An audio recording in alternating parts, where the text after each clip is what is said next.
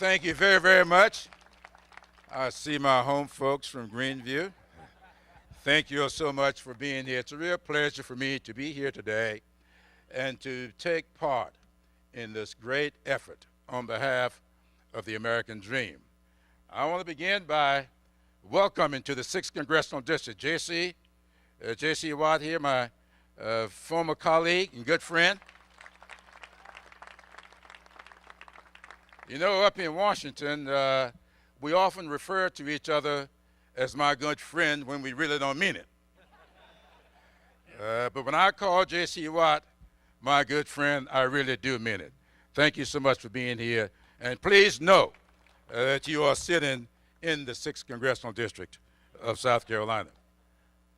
I want to thank the organizers of this effort, as well as all of those of you who are co-sponsoring. To have such a diverse group of organizers is indicative of the fact that home ownership crosses all partisan lines, all cultures, all communities. Home ownership is about building a foundation upon which to rest the American dream.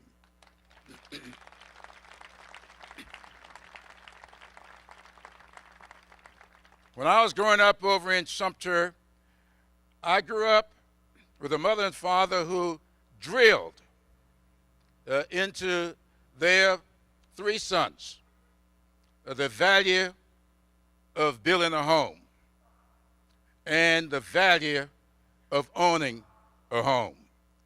They also drilled in us that it was always good to make sure whatever you do, you build a good foundation for it. So those of you who are home builders, that is your first order of business, to build a solid foundation upon which to erect that home. Well, once that home is built, it then becomes the solid foundation upon which each and every one of us go about carrying out our duties and responsibilities to ourselves. Home ownership is all about pride. To our children, it's all about teaching the value of ownership. And to our communities, because home ownership is all about stabilizing communities. And we all know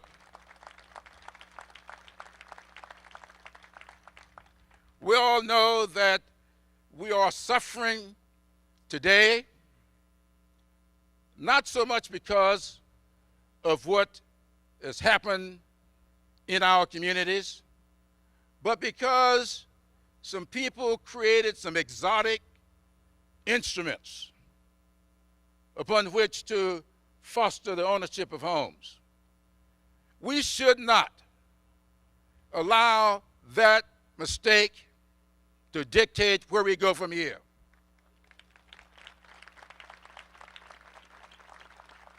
We must work together at the state and local levels, at the federal level, to make sure that we get back to basics. I often talk about the first time I built a house. My wife and I went in to get a loan. We saw the house that we wanted. We agreed on it. And those of you who know Emily know that that was a tough job agreeing. But we agreed on the house we wanted. And we went in and we sat down with the lending institution. We were told that they would not approve that house because the cost of the house was more than 2.5 times our income. We went back. We made modifications. We took the garage off. And we went back and they approved the loan. We still own that house today. It is how we stabilize our lives. Something is wrong when we created these instruments that allow people with a $50,000 in income to go into a house worth $500,000. Something is wrong with that. We shouldn't be denying home ownership. We should deny these kinds of exotic instruments. Let's get back to basics, and let's come together, and let's decide how best to get home ownership going again. One single-family home will create 3 new permanent jobs. One single-family home creates about $90,000 in tax revenue.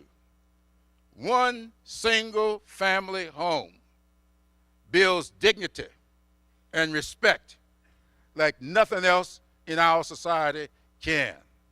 So I want to come here today to say to each and every one of you that you have my commitment.